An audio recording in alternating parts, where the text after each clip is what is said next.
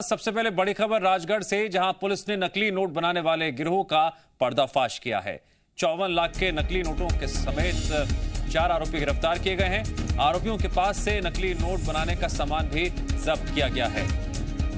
अब तक मिली जानकारी के मुताबिक किराए के कमरे में नकली नोट बनाने का कारखाना चल रहा था।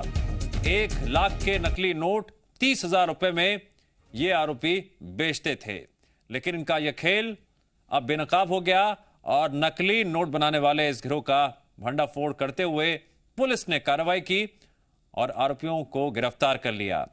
इनके पास से 54 लाख के नकली नोट बरामद किए गए हैं। अभी यह भी जानकारी जुटाई जा रही है कि अब तक कहां पर कितने लोगों को ये नकली नोट खपा चुके हैं और इनके संपर्क कहां तक थे। इसके पास से अभी बरामद हुए हैं, जो ये दक्षिण भारत में एक प्रदेश में भेजने की इसकी योजना थी, और इसके पास से करीबन 1 करोड़ के और नोट प्रिंट करने का जो पेपर है और जो थ्रेड है और इंक है वो बरामद हुई है। टोटल इसमें जो इक्विपमेंट्स हैं वो 5 printers, paper cutters, laptop, CPU, वो रिबन लगाने के लिए लैमिनेटर, ये सब भी इसमें बरामद किया गया है। कितने आरोपी पकड़ाए हैं सर इसमें अभी तक टोटल 4 आरोपी पकड़ाए हैं। इनका भी रिमांड लिया जाएगा और ये जहाँ सप्लाई होती है उनके संबंध में और पूछताछ। जी मीडिया संवाददाता मनोज जुड़ गए हमारे साथ इस खबर पर और अधिक जानकारी के लिए।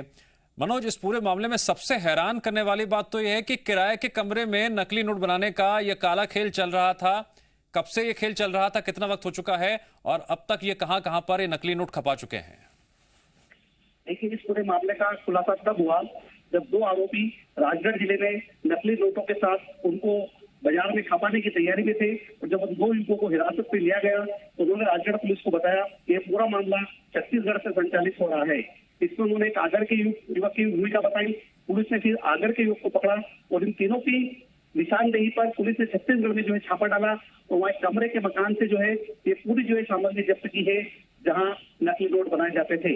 पुलिस ने वहां से 50 लाख से अधिक के नकली नोट बरामद किए हैं और इस पूरे मामले में अभी तक 4 आरोपियों की गिरफ्तारी हुई है। ये जो मुख्य आरोपी है, या पहले भी इसके पहले इंदौर में नकली नोट के मामले में पकड़ा जा चुका है, ये उसका दूसरा मामला है। ठीक है, जो 4 आरोपी गिरफ्तार किए गए हैं वो सभी इसी गिरोह के थे, और क्या जो मास्टरमाइंड है वो कौन बताया जा रहा है इस गिरोह का? लगता है मनोज से हमारा संपर्क टूट गया है। मनोज, जानकारी के लिए आपका शुक्रिया।